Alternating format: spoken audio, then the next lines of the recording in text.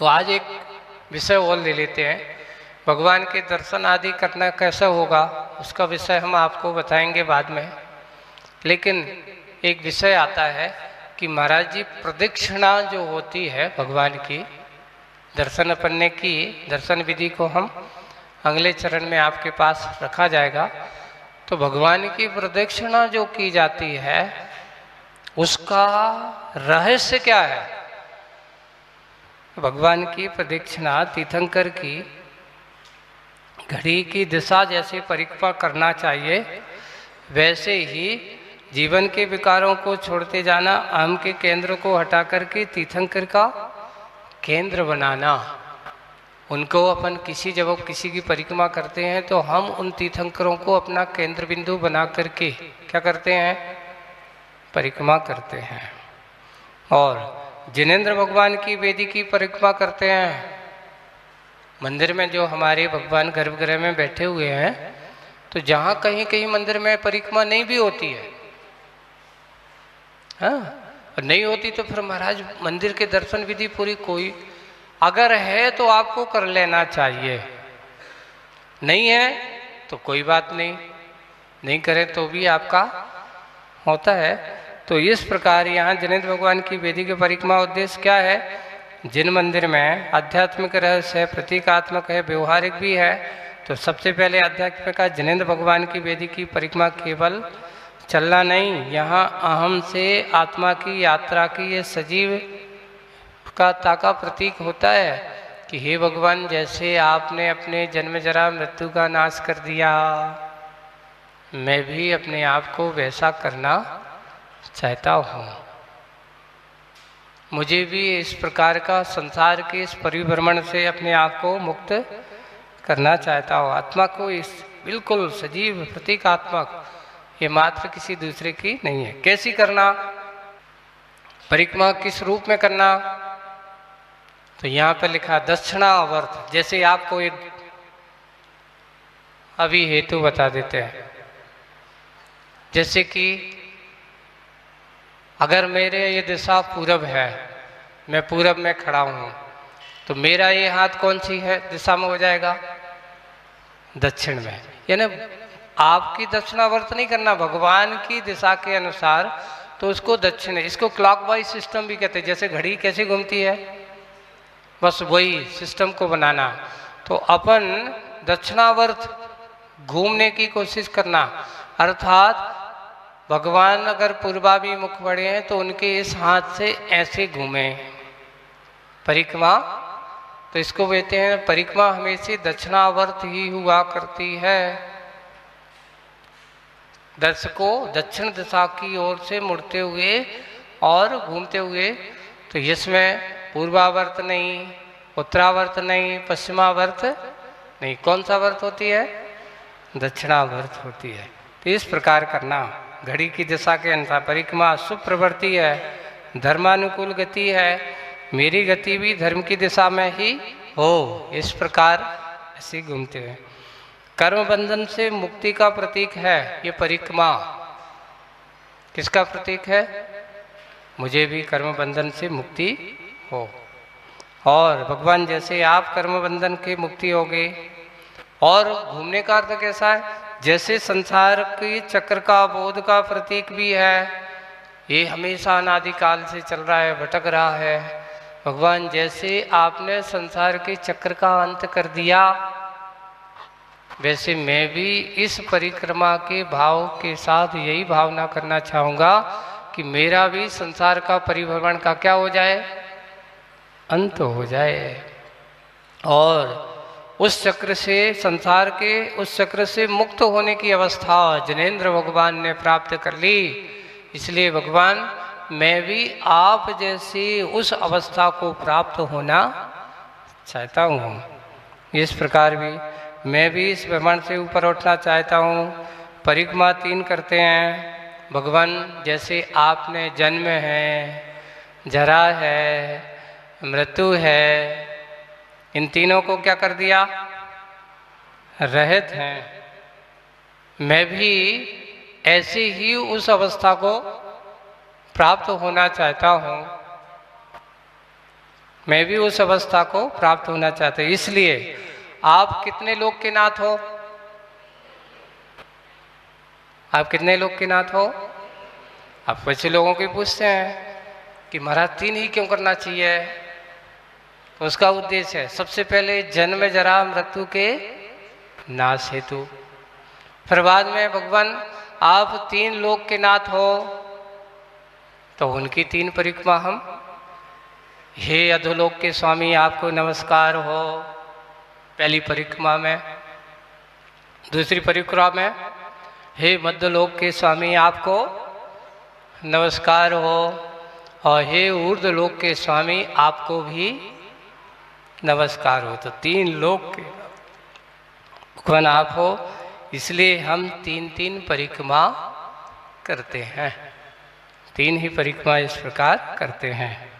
अब और भी एक भाव दिया है उसमें, देखो चिंतन है हमारे यहाँ आचार्यों ने लिखा है। तो 3 परिक्रमा ये तो हो गया आपको उनके, तुम किस भाव क्या पाना चाहते हो इसलिए लगा रहे हो। पाने का भाव भी हो सकता है ना। भगवान जैसे आपने सम्यक दर्शन, सम्यक ज्ञान, सम्यक चारित्र के माध्यम से प्राप्त किया था और आपने इस मोक्ष मंजिल को प्राप्त किया है, ऐसे ही मैं भी इस सम्यक दर्शन, सम्यक ज्ञान, सम्यक चारित्र को क्या करूं? प्राप्त करूं। इसी भाव से भी 3 परिक्रमा हम करते हैं। हर परिक्रमा में श्रद्धा, समझ और आचरण का स्मरण होना चाहिए। श्रद्धा हो, समझ का अर्थ बोध भी हो, और उसको तद्रूप हमारा कैसा होना चाहिए? आचरण भी करते हूँ, देखो सही, समझो सही और जियो भी सही। मैं कैसा हूँ, किसी को देखूँ तो कैसा देखूँ? सम्यक दर्शन, सम्यक दृष्टि, सबकी दृष्टि में समीचीनता है, सहीता। और समझो, अच्छा समझो। एक बात विशेष है, हम जैसा देखते हैं वैसा ही समझते हैं। एक व्यक्ति कश्मीर घूमने गया, सुनो, या मसूरी बड़े हिल स्टेशन पे घूमने गया, है ना। एक हम लोग अमरकंटक में थे और आचार्य जी के साथ हम लोग एक दिन वहाँ के जंगल में अंदर गए, और वहाँ बहुत अच्छा एक खाई के नीचे, और सामने एक खाई है और उसके पीछे अच्छे बड़े हरे भरे बहुत बड़े बड़े वृक्ष लगे हुए हैं। बहुत अच्छा सुंदर दृश्य था। तो आप लोग जाकर के देखोगे तो आप क्या करोगे? वाह कितना अच्छा है, कितनी अच्छी फोटो आएगी। आपकी दृष्टि में क्या होगा?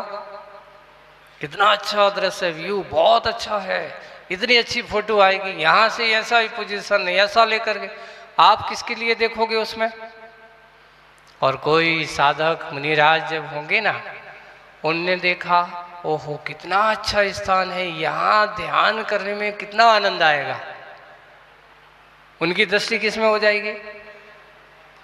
वो इतना अच्छा वातावरण है, यहाँ ध्यान लगाने में मन उपयोग ज़्यादा नहीं करना पड़ेगा, यहाँ तो अपने आप बैठ जाओ शांति से, अपने आप क्या हो जाएगा? ध्यान लग जाएगा। स्थान वही है पर दृष्टि सब लोगों की क्या हो गई?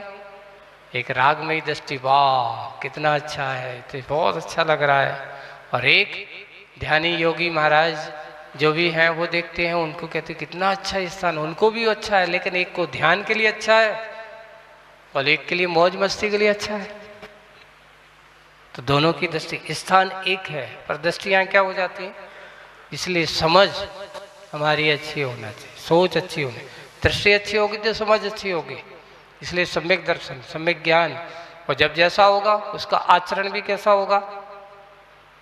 तद्रूप ही होगा। ऐसे तद्रूप इसका जियो सही, ऐसे विनय और नम्रता का संस्कार बना रहे। चलते चलते हमारी दृष्टि वेदी पर होना चाहिए, बात सही है, भगवान की ओर दृष्टि हमारी रहना चाहिए। शरीर घूमे पर चित्त कैसा होना चाहिए? हम शरीर से चलते हैं लेकिन हमारा मन स्थिर होना चाहिए, भगवान की ओर होना चाहिए, इधर उधर नहीं होना चाहिए। मैं छोटा हूँ, धर्म महान है, आप महान हो। मैं एक छोटा सा जीव हूँ। आज की भाषा में यह चलता हुआ ध्यान है। परिक्रमा सम्यक दर्शन, सम्यक दर्शन ज्ञान चारित्र को पाने के लिए भी ऐसे की जाती है। सम्यक दर्शनाय नमः। अपन कुछ भी बना सकते हैं, एम बनाओ। देखिए 3 प्रकार के हम बना सकते हैं। हे भगवान, मेरा भी संसार रूपी जन्म रूपी संतति का नाश हो, पहली परिक्रमा। दूसरी परिक्रमा, मेरे भी जन्म जरा है, बुढ़ापे जैसे का नाश हो, इसके लिए दूसरी परिक्रमा है। मेरा भी मृत्यु, इस संसार के जन्म मरण से मेरी ही मुक्ति मिले, तो इसके लिए भी मेरी ये तीसरी परिक्रमा है। फिर उसका सम्यक दर्शन प्राप्ति हो, सम्यक ज्ञान की प्राप्ति हो, सम्यक चारित्र की प्राप्ति हो। आप तो उनके भगवान, उनके लिए कहा जाएगा आप 3 लोक के नाथ की दृष्टि बनाओगे तो 3 लोक के नाथ की दृष्टि भी ऐसा 3 पांव, ये उसका 3 परिक्रमा का उद्देश्य है। अब एक बात, इस प्रकार आज अपन ने परिक्रमा को भी समझा। अब छोटे बच्चे या कोई भी आते, महाराज ये बताओ मंदिर में जूते पहन करके क्यों नहीं जाते हैं? मंदिर में नंगे पैर क्यों आते हैं? यहां अपने जूते चरण पादुकाओं को हम बाहर ही छोड़कर क्यों आते हैं? उसका हेतु क्या है? तो सबसे पहले अहम और बाहरी आडंबर का त्याग, पृथ्वी के जीवों के प्रति जागरूकता, ये अहिंसा का भी प्रतीक अपना एक बताया है। तो इसलिए कहा कि जमीन से जुड़ो, है ना। आप जितने हमारे मुनिराज, हमारे जितने भी साधक होते हैं, वो हमेशा विहार पैदल ही करते हैं। उनके पैरों में पादुकाएं नहीं होती। उसका कारण यही है। तो हमेशा इन प्रकार मंदिर में नंगे पैर जाने का उद्देश्य है परंपरा नहीं, बल्कि आध्यात्मिक, नैतिक और व्यवहारिक तीनों स्तर का गहरा अर्थ होता है। पहला, विनय और समर्पण का भाव नंगे पैर जाना यह दर्शाता है।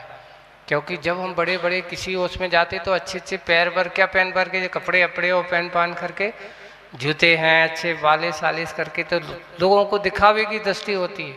पर मंदिर में कोई दिखाना नहीं है। यहाँ कि मैं अहंकार का वैभव, बाहरी वैभव दिखावे को बाहर छोड़ करके आया हूँ, कोई दिखाने के लिए मैं नहीं आया। प्रभु के सामने हम सब समान हैं।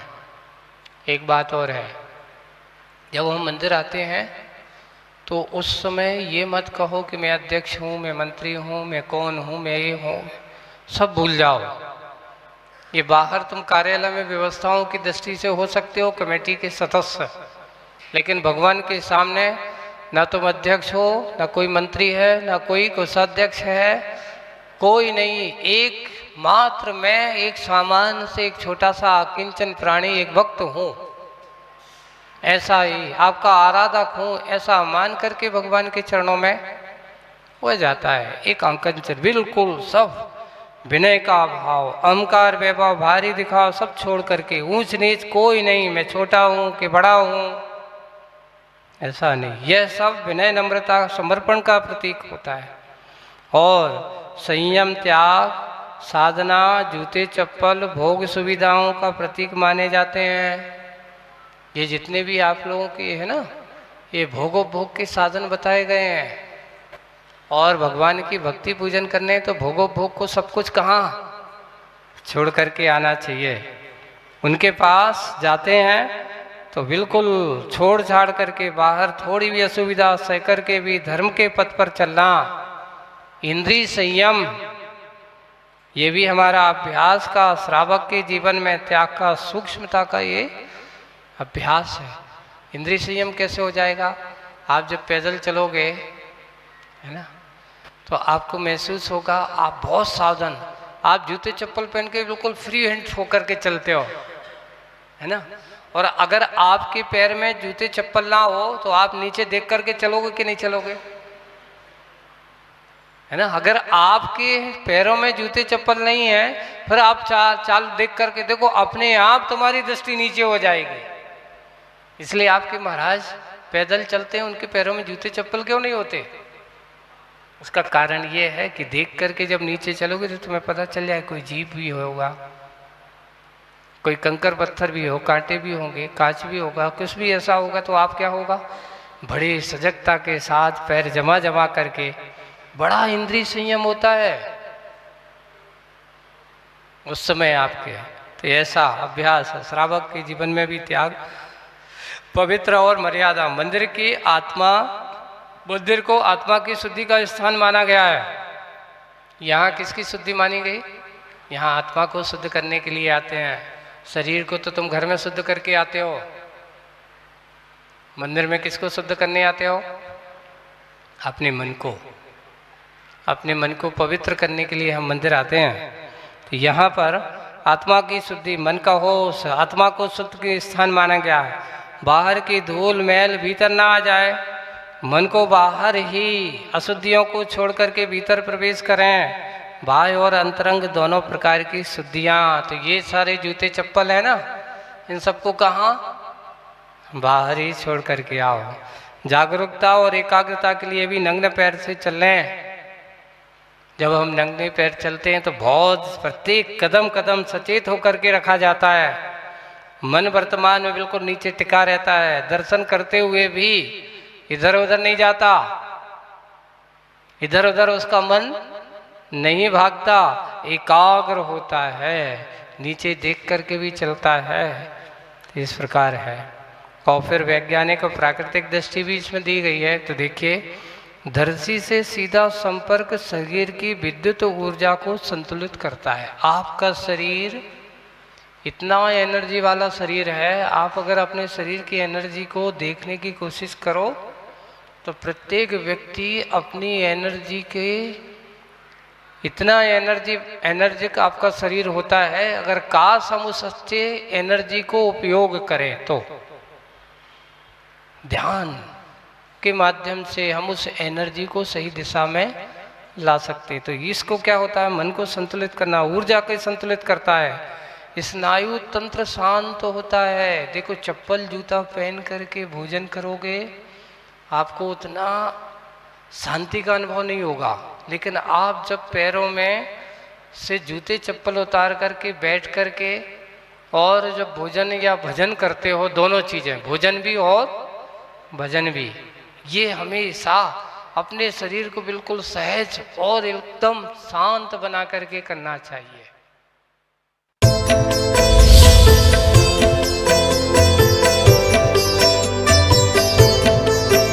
जिनकी आभा से